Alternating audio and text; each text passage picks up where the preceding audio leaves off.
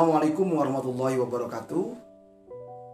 Salam sejahtera bagi kita semuanya. Sahabat sekalian, sampai kemarin sudah ada 55 komunitas yang belajar bersama kuliah daring psikologi pemaafan. Dan yang menjadi menarik memang ternyata pemaafan itu banyak yang memang belum paham gitu ya. Nah, jadi bagaimana mau memaafkan itu bisa kita lakukan. Kalau memaafkan saja atau tarif pemaafan atau definisi pemaafan saja belum tahu. Nah, jadi kadang-kadang kita ingin melakukan sesuatu yang abstrak, jadinya di dalam benak kita sendiri tidak ada gitu. Apa itu bendanya dan apa itu prosesnya. Nah, sehingga memaafkan menjadi sulit. Nah, yang sering kali juga saya mendapatkan pertanyaan-pertanyaan dari sejumlah orang, sejumlah peserta ya. Sampai kemarin itu ada sekitar 5.400 peserta total ya. Dan itu pertanyaan yang cukup banyak adalah kenapa sih sulit banget gitu ya nasihatin orang untuk melakukan pemaafan. Nah, anggap aja begini, karena itu saya akan menjawabnya menggunakan analogi. Saya ini di sini ada beberapa benda ya. Jadi ini adalah gelas ya, gelas plastik yang sudah saya isi air. Anggap aja ini nasihat gitu ya. Anggap aja ini seseorang mempunyai nasihat kebaikan. Nah, kemudian ini katakanlah ada kopi nih. Ya, air kopi. Nah, ini air kopi ini di dalam gelas yang sama ya. Ini anggap aja ada orang yang dia sudah katakan saja mengalami kekesalan, kekecewaan, kemarahan dan dendam.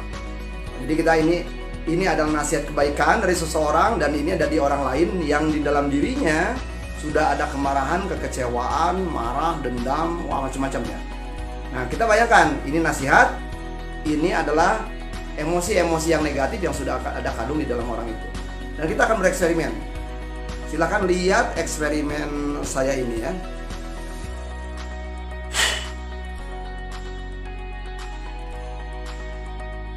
Nah, ini ya.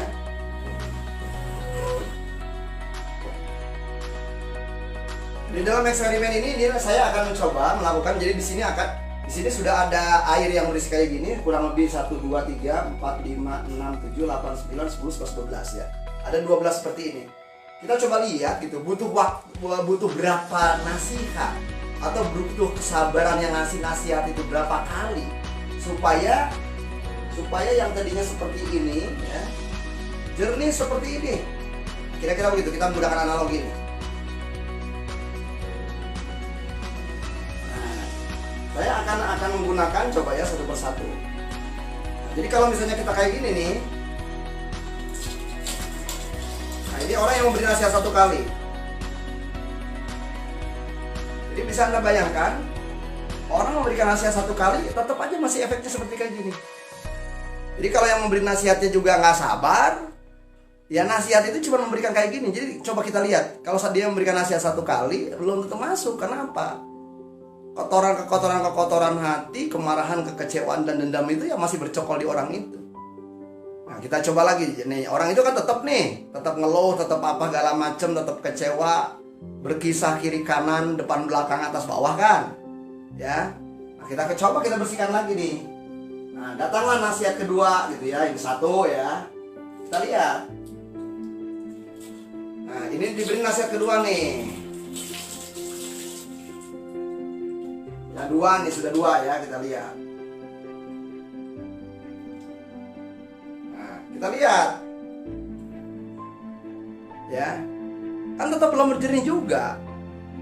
Nah, jadi kalau misalnya 2 kali nih orang ini memberikan penasihat kepada orang yang bersangkutan, nasihatnya juga dengan hak, otomatis watawasobil hak, dan dia juga dengan kesabaran. Kesabaran itu artinya bukan pasrah, tapi kesungguhan hati, keseriusan, kemudian mencari ragam cara yang fleksibel gitu ya.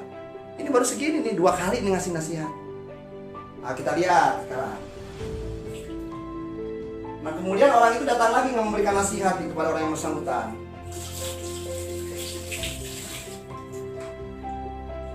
Ya. Nah, kita lihat nih, belum jernih kan? Nah, jadi terus. Nah, kita coba, itu baru 3 kali. Nah,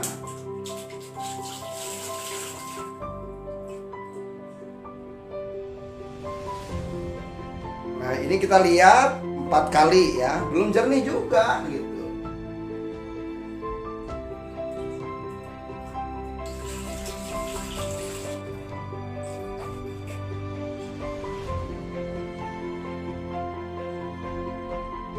Nah, Anda bisa membayangkan ya antara ini dan ini, tetap aja belum jernih kan?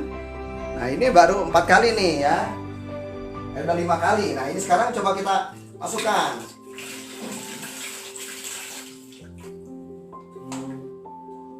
Kita bandingkan lagi coba. Nah, kita bandingkan. Masih tetap belum jernih gitu secara kejernihan. Ini udah 6 kali nih dikasih nasihat orang yang bersangkutan. Nah, sekarang berarti ini kasih nasihat lagi nih si orang ini nih. Nah, ini udah 7 kali ya, udah 7 kali nih ya, kita lihat ya. Ini sudah 7 kali. Nah, kita bayangkan ya sudah mendekati lah ya, sudah hampir mendekati nih 7 kali. Nah, jadi kalau kita cermati, memang memberikan nasihat itu nggak mudah. Orang yang pengen memberikan nasihat ya kepada orang itu adalah ya perlu pertama kesabaran. Yang kedua perlu juga menjelaskan hak ya, secara hak tuh secara kebenaran. Dan itu perlu berulang-ulang. Tentunya saja di dalam pengulangan kedua, ketiga, keempat, kelima, keenam, ketujuh perlu juga dengan cara-cara baru yang bisa membuat dia masuk. Nah, karena itu memberikan nasihat kepada orang yang tadi merasa dendam, marah, kecewa, jujur sangat tidak mudah. Jadi kalau misalnya saja Anda sendiri adalah gampang frustrasi dan memberikan nasihatnya, lebih baik kita belajar dulu. Belajar fleksibel menggunakan ragam cara gitu supaya orang itu adalah bisa sejernih ini. Nah, itu kan kalau kita datangnya dari orang lain. Ya, itu strategi pertama nih. Jadi ini strategi yang paling banyak dilakukan oleh orang, memberikan nasihat kepada orang yang terzolimi kan gitu ya. Nah, dan orang yang terzolimi kenapa menjadi sangat sulit menerima nasihat? Ya tadi karena hitam tadi gitu ya, karena hitam tadi. Nah, sekarang kita akan bereksperimen dengan menggunakan cara kedua. Ya. Nah, jadi kita cermati ini tadi habis 8. Jadi 1 2 3 4 5 6 7 8. Habis 8 kali itu baru relatif mau bersih. Ya, berarti kan harus punya kesungguhan itu dari orang yang, kalau orang kita datangnya dari luar. Nah, ini adalah kondisi ya. Kalau saya ingin menggambarkan, ini adalah kondisi orang yang sebelum terzolimi. Isi di dalam dirinya apa? Rahmah, cinta kasih sayang. Nah, ini adalah orang yang sudah terzolimi. Yang terzolimi artinya apa? Berarti kasih sayangnya pergi. Ya, kasih sayangnya pergi, kemudian kasih sayang ini adalah seakan-akan terlempar dari dirinya, kemudian digantikan dengan kemarahan, benci, dan dendam. Ingat, ini adalah sejatinya orang sebenarnya. Isinya adalah rahmah. Dan ini ketika ada dia menghadapi kezoliman, nggak tahu kali gimana, si rahmahnya pergi nih.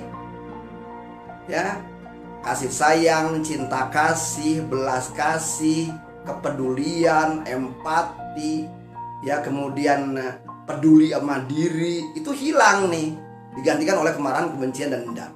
Ini bayangkan ini. Nah, jadi kalau misalnya ini nasihatnya datang dari orang, jujur susah. Susah tuh artinya tadi ya perlu berjuang, perlu bersungguh-sungguh. Nah, berarti kalau orang yang bersangkutan nggak sadar gitu ya, nggak sadar bahwa dirinya begini nih, bahwa dirinya tertawan gitu oleh kebencian, kemarahan, kekecewaan, maka memaafkan itu ini nih, memaafkan itu adalah isi dirinya, isi kolbunya, isi hatinya itu adalah kejernihan hati, kenyamanan hati, kedamaian hati, dan ketenangan hati. Maka berarti kenapa di dalam prosedur pemaafan secara psikologi justru adalah yang pertama kali, syarat pertama adalah menyadari bahwa kita tuh begini, bukan begini. Jadi nyadari bahwa diri kita itu, orang-orang yang ingin memaafkan itu begini nih. Jadi nyadar bahwa kita itu adalah tertawan oleh emosi-emosi yang tidak nyaman. Nyadar bahwa kita itu adalah berada di dalam kerangkeng ya, atau berada di dalam penjara mental yang isinya adalah kemarahan, kekecewaan, dendam. Dan ini adalah kita makin lama adalah kerangkeng itu makin tebal. Ya, bahkan kita yang bikin kerangkengnya, ya kita bikin kokoh kerangkengnya, kemudian juga kita taruh itu kerangkeng ya sedemikian rupa gitu, kuncinya juga gemboknya banyak, kita kunci oleh diri kita sendiri, kemudian kuncinya kita buang, kan gitu. Nah, siapa yang bisa nolong? Nggak, kalau orang lain tadi butuh berkali-kali, kan kitanya nggak sadar. Inilah keadaan kenapa banyak orang-orang udah dia terzolimi dan dia makin terpuruk. Nah, berarti kalau dengan demikian diperlukan apa ya? Diperlukan kesungguhan hati dia untuk melakukan tindakan-tindakan kebaikan. Kebaikan untuk siapa? Untuk penzolim? Bukan. Kebaikan untuk dirinya sendiri. Nah, karena itu apa umumnya di dalam langkah-langkah di dalam psikologi pemaafan untuk melakukan pemaafan? Ini nih, selama dia tidak mau membuang ini, selama dia tidak menyadari bahwa diri saya punya ini, punya kebencian, kemarahan, kekecewaan, dendam, kesumat, selama dia tidak menyadari adanya ini, dan ini sebenarnya adalah racun bagi jiwa dia. Teman saya Bambang Kianis mengatakan tuba gitu ya bagi jiwa dia. Selama ini adalah kalau di kalangan-kalangan yang belajar tasawuf, ini adalah marod, penyakit-penyakit hati ya, fi qulubihim marodun ini. Nah, kalau dia tidak menyadari bahwa ini adalah marod atau penyakit-penyakit, dan dia sana yang selama ini adalah terbiasa dengan penyakit, saking terbiasanya mau melepaskan penyakit pun nggak mau. Itu umumnya orang. Nah, jadi orang yang ngasih nasihat juga nggak cukup satu kali, berkali-kali jadinya. Karena apa? Dia sendiri kegelapan. Dia betul menjadi orang yang terzolimi, tetapi karena dia gelap, wawasannya gelap, pandangannya gelap, tidak tercerahkan, ya. Maka tadi yang memberikan pencerahan juga perlu kesungguhan hati. Pada saat yang sama, orang yang bersangkutan kan udah tertutupi kolbu nuroninya itu adalah diri yang tercerahkannya sudah tertutup. Oleh apa? Oleh tadi itu kemarahan yang berulang-ulang, kemarahan yang dibuat-buat. Semakin dia berkisah kepada orang lain, semakin justru kemarahan, kebencian, dendam itu adalah makin nempel. Nah, karena itu ya kalau saya bergelut dengan tema ini cukup lama ya, sejak saya kanak-kanak gitu ya, bergelut dengan tema-tema pemaafan ini. Ya, saya juga termasuk adalah pejuang atau survivor lah di dalam tema-tema pemaafan. Tidak mudah memang. Nah, tidak mudah apabila kita cuma nunggu nasihat dari orang. Tidak mudah kalau kita sendiri nggak mau berjuang untuk itu. Tidak mudah kalau kita sendiri nggak mau melakukan dimulai dari diri kita sendiri. Karena itu saya ingin ingatkan bahwa kolbu itu adalah intinya diri. Kolbu itu adalah raja di hati. Demikian kata Raja Ali Haji cara menyampaikannya. Al-Ghazali mengatakan kolbu itu adalah inti totalitas dari diri kita sendiri.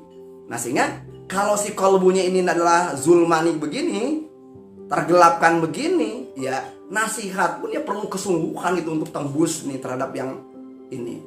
Nah, karena itu langkah apa yang perlu dilakukan pertama kali? Nah, sejumlah tokoh-tokoh sufi termasuk Al-Ghazali menyatakannya tobat. Apa itu yang dimaksud tobat? Tobat artinya mendekat. Tobat berarti dimulainya dari mana? Stop kezoliman, lepaskan kezoliman, detachment dari kezoliman. Nah, selama ini justru orang-orang ini apa? Ngekepin kezaliman. Kezaliman apa? Kezaliman yang sudah ada dalam dirinya sendiri. Betul bahwa ada orang yang katakan saja berbuat zolim sama dia, tetapi perasaan-perasaan yang ada di dalam diri kita, sebenarnya kita loh yang bertanggung jawab. Walaupun orang itu datang kepada kita minta maaf, melakukan pertobatan berulang-ulang, tetapi yang bisa melepaskan racun-racun ini adalah bukan orang dari luar itu, tetapi kita sendiri. Mari kita bereksperimen. Karena itu kenapa kalau misalnya dari tokoh-tokoh psikologi pemaafan nih, kayak Ruth Worthington, kemudian Mike Kulo, kemudian Robert Enright, gitu ya. Kemudian misalnya saja di situ juga ada James Hayes. Kenapa mereka mengatakannya adalah langkah pertama itu adalah sadar bahwa kita tertawan dalam emosi-emosi negatif ini. Kita tertawan di dalam emosi-emosi yang udah kadung embodied. Embodied itu artinya apa? Menubuh.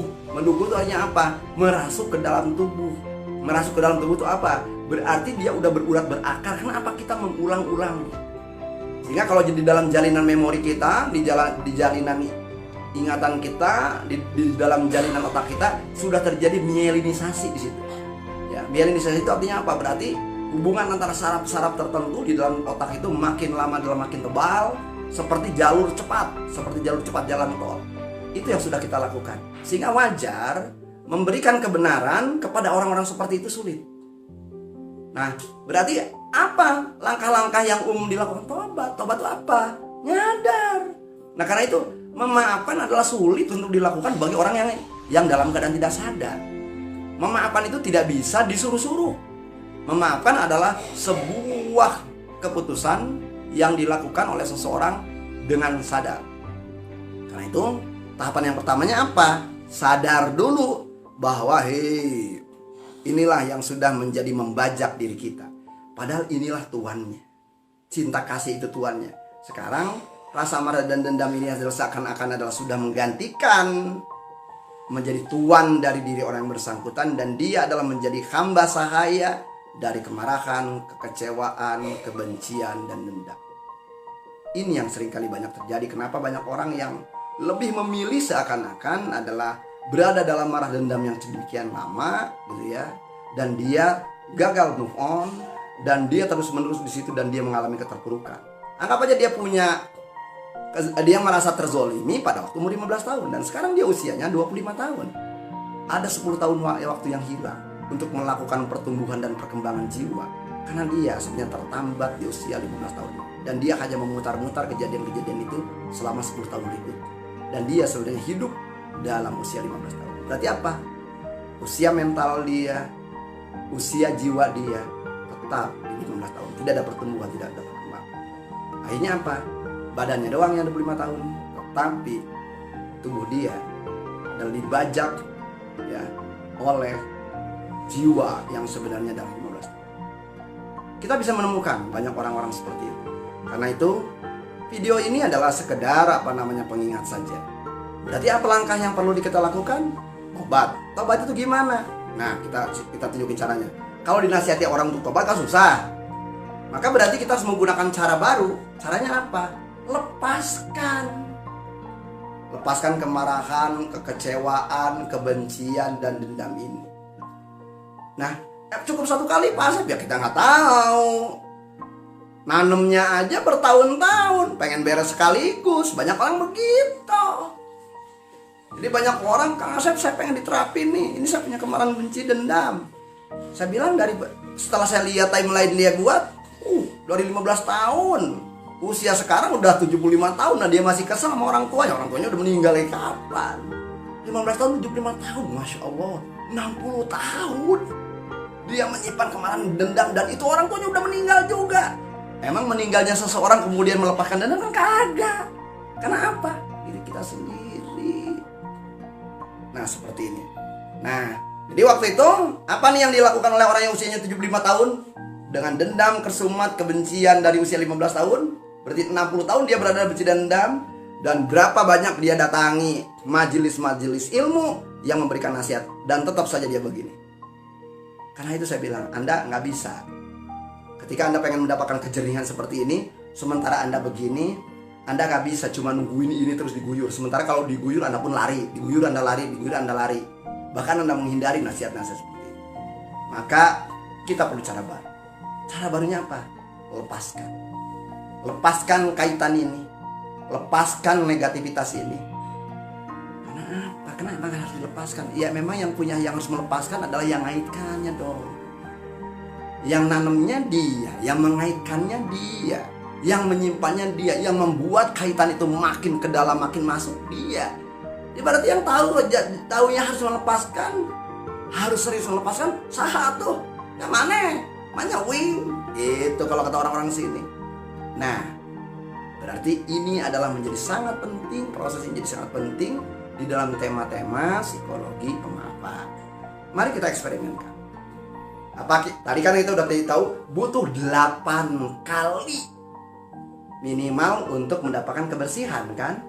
Berapa banyak sih orang yang mempunyai keinginan menasihati sampai 8 kali kayak gitu? Anda sebagai teman gitu kepada teman Anda yang ngeluh karena Anda udah 3 kali aja udah bosan. Gue bosan lah sama lu.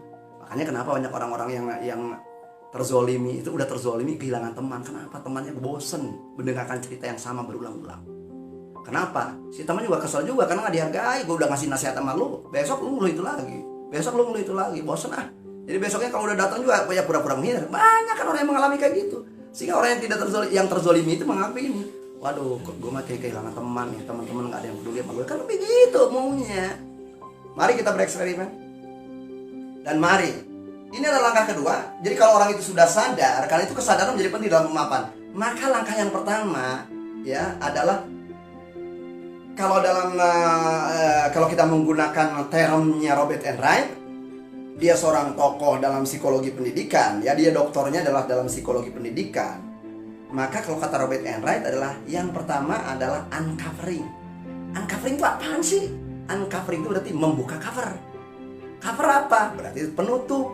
Selama ini orang-orang yang tidak memaafkan itu adalah tertutup. Kafir dia. Ya kafir. Kafir itu dalam bahasa Arab ya tertutup sebenarnya ya. Tertutupi dia oleh kebenaran. Ya bahwa dirinya itu ini bukan ini. Nah berarti setelah menyadari apa? Oh ternyata nih aku nih selama ini punya kemarahan. Oh aku ternyata selama ini punya kebencian. Oh aku nih selama ini ternyata punya rasa kecewa yang mendalam. Oh aku ternyata selama ini adalah punya kekesalan yang mengganggu diriku. Nah, selama dia belum punya menyadari itu nggak mudah memaafkan. Ini yang menyebabkan banyak pertanyaan-pertanyaan nih. Dari 55 komunitas, pertanyaan yang paling sering adalah gini, saya sudah memaafkan, tapi kesel masih ada. Saya sudah memaafkan, tapi dendamnya nggak hilang-hilang. Saya sudah memaafkan. Saya bilang, memaafkan pakai tapi kayak gitu bukan maaf. Mari kita bereksperimen. Nah ini ya, jadi kalau tak right adalah sadar. Setelah sadar mengambil keputusan, itu langkah 2. Jadi sadar bahwa kezoliman ini menjadi raja di dalam diri kita. Setelah itu sadar bahwa salah nih, ini harusnya jadi yang kita kendalikan, bukan jadi pengendali. Setelah itu apa? Anda mengambil keputusan. Waduh, keputusan lu kayak gimana? Iya ya, ternyata selama ini gue goblok banget, tolol banget. Orang itu menzolimi gue, harusnya gue lawan. Gue lawannya dengan apa? Nunjukin bahwa kezaliman yang dia lakukan tidak ngefek ke gue. Perlawanan terbaik terhadap orang para penzolim itu jangan membuat Anda terpuruk dong. Membuat Anda terpuruk berarti Anda bekerja sama dengan penzolim untuk membuat diri Anda makin terpuruk. Yang paling banyak selama ini begitu, penzolim cuman ngomelin dia 5 menit. Nah kita melanjutkan kezoliman itu berulang sampai bertahun-tahun kayak tadi si bapak tadi tuh 60 tahun berulang-ulang. Bayangin, yang ngomelinnya juga meninggal dunia. Dia pikir kalau meninggal dunia udah kelar deh tuh urusan. Tetap aja makin dongkol. Kenapa? Karena yang melanjutkan kezaliman adalah dirinya selama 60 tahun. Bayangin, dimarahinnya cuma 5 menit, tetapi dia mengulang-ulangnya selama 60 tahun. Bandingkan 5 menit sama 60 tahun aja udah siapa udah jelas penzolim yang sebenarnya. Clear? Mari kita lihat. Berarti langkah yang pertama, tahapan yang ketiga, mohon maaf nih, barusan ada suara gangguan ya. Maklum, saya juga soalnya pinjem punya alat-alat punya istri saya nih. Dia udah protes juga tuh ya.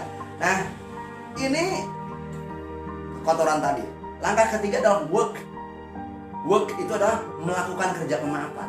Apa melakukan kerja pemaafan itu adalah tadi dimulai melepaskan pikiran yang buruk, melepaskan emosi yang buruk, melepaskan rencana tindakan yang buruk terhadap siapa? Yang udah jelas sama diri sendiri.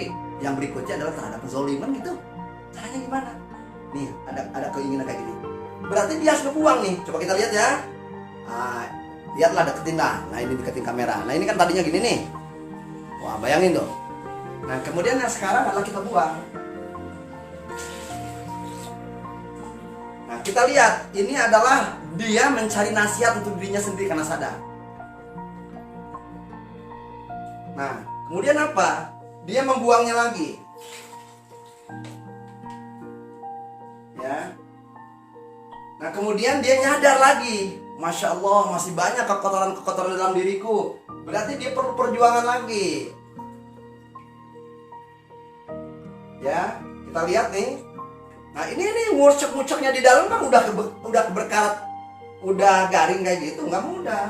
Buang lagi. Ya kan? Nah kemudian ini ketiga nih.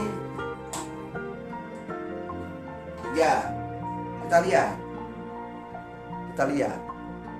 Kalau dia mau melakukan kebersihan dengan cara ngebuangnya, dan dia sendiri bermujahadah. Mujahidah itu sungguh-sungguh. Yang barusan itu dalam bahasa-bahasa tasawuf namanya riadoh, berlatih. Berlatih itu termasuk dia membuang yang buruk. Membuang yang buruk itu dalam bahasa Al-Ghazali dinamakan taholli. Buang, lepaskan yang buruk. Kayak tadi tuh. Ya. Nah, seperti ini.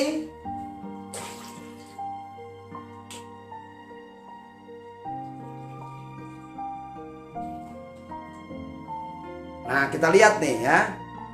Nah, jadi kalau kita lihat seperti ini kan udah kelihatan jernih. Nah, jadi kalau kita lihat seperti itu, berarti adalah kalau diri kita sendiri yang sadar, diri sendiri kita yang mau melepas, diri kita sendiri yang mau membersihkan, maka mudah bagi kita untuk menjadi jernih seperti ini.